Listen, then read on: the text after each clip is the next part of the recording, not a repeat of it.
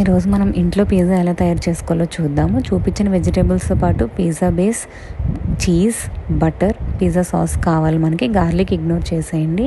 Pizza base మీద butter బాగా spread చేసిన తర్వాత పిజ్జా సాస్ కూడా స్ప్రెడ్ చేసుకోండి. పిజ్జా సాస్ కూడా స్ప్రెడ్ చేసిన తర్వాత కొంచెం చీజ్ వేయండి. వేసి మీరు ఎంచుకున్న వెజిటేబుల్స్, మష్రూమ్స్ ఉంటే అవి కూడా యాడ్ చేసుకోవచ్చు, చాలా టేస్టీగా ఉంటాయి. ఇంకా మీ చాయిస్ ఆఫ్ వెజిటేబుల్స్ మీ ఇష్టం. ఇలా డెకరేట్ చేసిన తర్వాత ముందుగానే కడాయిని ప్రీహీట్ చేసి పెట్టుకోండి. పైన ఎక్స్ట్రా చీజ్ వేసుకోండి, టేస్టీగా ఉంటుంది.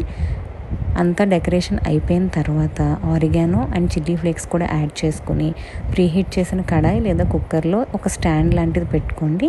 ప్రీహీట్ అయిన తర్వాత ఈ పిజ్జాని తీసుకుని వెళ్ళి ఆ కుక్కర్లో ప్లేస్ చేసి లిడ్ క్లోజ్ చేసేయండి. ఒక 20 to 25 minutesకి మీకు మంచి అరోమా వస్తుంది. ఈ స్టేజ్లో మీరు తీసుకుని వేడివేడి పిజ్జా ఎంజాయ్ చేయొచ్చు.